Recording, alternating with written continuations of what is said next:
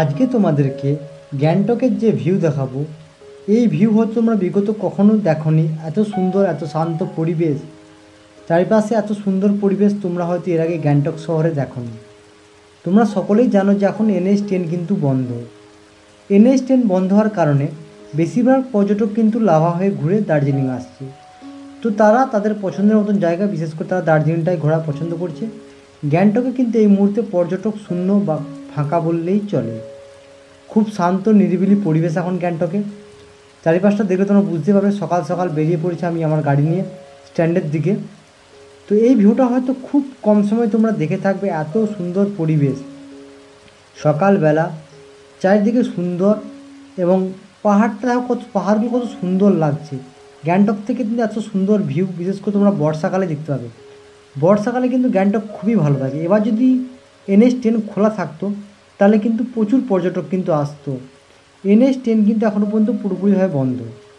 গ্যাংটকের বা সিকিমের তোমরা যদি আপডেট ভিডিও দেখতে চাও, প্লিজ তোমরা এই চ্যানেলটাকে সাবস্ক্রাইব করে রাখো, পাশে থাকা বেল আইকনটা প্রেস করে দাও। আর কিছু সংখ্যক সাবস্ক্রাইবার হলেই আমার 8000 সাবস্ক্রাইব পূরণ হবে।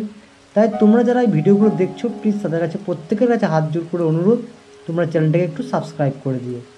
আর ফেসবুক থেকে যারা দেখছো তারা ফেসবুক পেজটাকে ফলো করে দিও আর একটা লাইক করে দিও।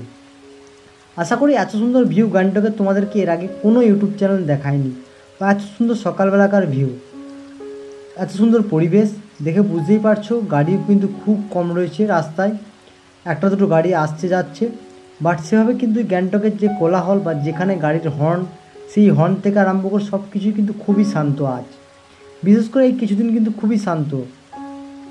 পুজোর সময় যারা আসবে ভাবছো তারা কিন্তু নিঃসন্দেহে পুজোর সময় আসতে পারো। পুজোর সময় কিন্তু আশা করা যাচ্ছে NH10 থেকে আরম্ভ করে সব কিছুই কিন্তু খুলে যাবে।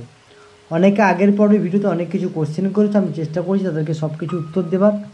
এই ভিডিওতে তোমাদেরকে আমি বললাম, তোমাদের যদি গ্যাংটক সম্পর্কে কোনো কিছু জানার থাকে তোমরা নির্দ্বিধায় কমেন্ট করতে পারো। আমি চেষ্টা করব তোমাদেরকে সব কিছু অ্যান্সার দেওয়ার। গ্যাংটকের আনাচে কানাচে আমরা ঘুরে বেড়াচ্ছি এবং তোমাদেরকে চেষ্টা করছি সকালের ভিউটা কেমন একটু দেখাবার। আশা করি ভিডিওটা তোমাদের ভালো লাগবেই, কারণ এত সুন্দর পরিবেশ তোমরা এর আগে গ্যাংটকে দেখোনি। বিশেষ করে যে কোলাহলটা গ্যাংটকে সবসময় থাকে, সেই কোলাহলতেই কিন্তু অনেকটাই, মানে কি বলবো, অনেকটাই ফাঁকা এখন গ্যাংটক। এত সুন্দর পরিবেশ। তোমরা কিন্তু চাইলে কিন্তু যারা আসবো ভাবছো তারা কিন্তু গ্যাংটক আসতে পারো। দার্জিলিং ঘুরে লাভা হয়ে তোমরা কিন্তু আসতে পারো, এবং সেক্ষেত্রে কিন্তু রাস্তা খোলা আছে তোমাদের জন্য। আর ওই দূরের পাহাড়গুলো অসম্ভব সুন্দর লাগছে দেখে বুঝতেই পারছো। গাড়ি কিন্তু খুব কম চলছে, বেশিরভাগ হোটেলের সামনে বা যারা আমরা গাড়ি চালাই সেই সমস্ত ড্রাইভারদের কিন্তু গাড়ি প্রত্যেকের বাড়ির সামনে কিন্তু দাঁড় করানো আছে।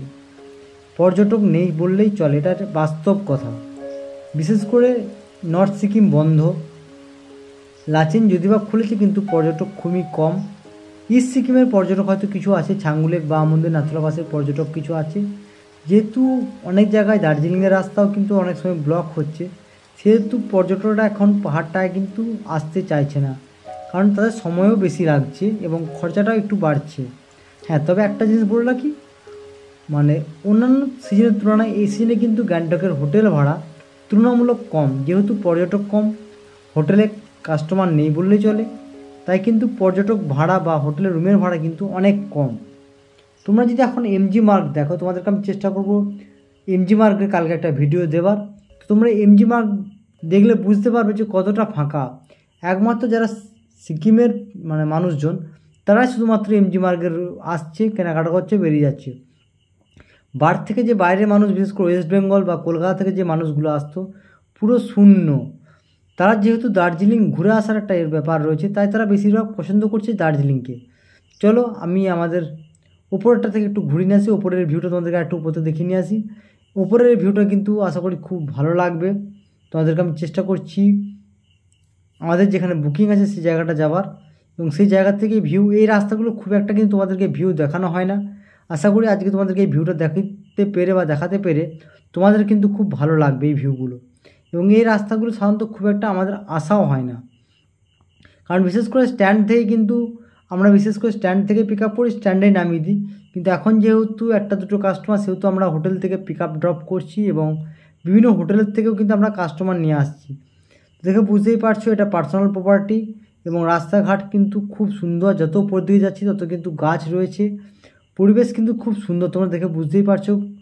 এবং এখানকার পরিবেশ দেখলে তোমাদের কিন্তু মন ভরে যাবে। এখন এত সুন্দর আমরা উপর দিকে আস্তে আস্তে উঠছি এবং উপর থেকে ভিউটা দেখো, জাস্ট পাহাড়ের উপরে যেন মনে হচ্ছে কুয়াশা আর ছোট্ট ছোট্ট মেঘ। আর এই উপরের ভিউটা তোমাদের কেমন লাগছে তোমরা একটু কমেন্ট করে জানিও। আশা করি তোমাদের খুব ভালো লাগবে, এবং যারা এই ভিডিওর সেকেন্ড পার্ট দেখতে চাইছো তারাও প্লিজ কমেন্ট করো। আমি তোমাদেরকে আরেকটা দিন আরও গ্যাংটকের সকাল সকাল ভিউটা দেওয়ার চেষ্টা করব। এবং দেখে বুঝতেই পারছো আমরা একটা হোমস্টেতে এসেছি এবং হোমস্টের একবারে উপরে উঠে গেছি, এবং এত সুন্দর হোমস্টে দেখে বুঝতেই পারছো। এবং এখানকার ভিউটা কিন্তু দারুণ, এখান থেকে চারিপাশটার যে ভিউটা, সেই ভিউটা কিন্তু অসাধারণ ভিউ। 1 থেকে 2 দিন 3 দিন এখানে এলে কিন্তু তুমি বুঝতেই পারবে না কীভাবে পার করে ফেলবে। এবং এই জায়গাটা কিন্তু খুব সুন্দর, এবং এই হোমস্টেটাও কিন্তু খুব সুন্দর। আমি চাইলে তোমাদেরকে হোমস্টের নাম্বার এবং কন্ট্যাক্ট ডিটেলস দিয়ে দেবো। সাধারণত আমি চট করে কাউকে কখনোই কন্ট্যাক্ট ডিটেলস বা হোমস্টের নাম্বার দিই না, তবুও আমি দিয়ে দেবো, কারণ যেহেতু এখন মানে কি বলবো অফ সিজন, তারাও যদি একটা দুটো কাস্টমার পায় তারাও আশা করি খুব তাদেরও ভালো লাগবে। তো সেজন্য আমি চেষ্টা করব, তোমাদের যদি কারো দরকার থাকে তোমরা কমেন্ট করে জানিও, আমি তোমাদেরকে নাম্বার দিয়ে দেবো।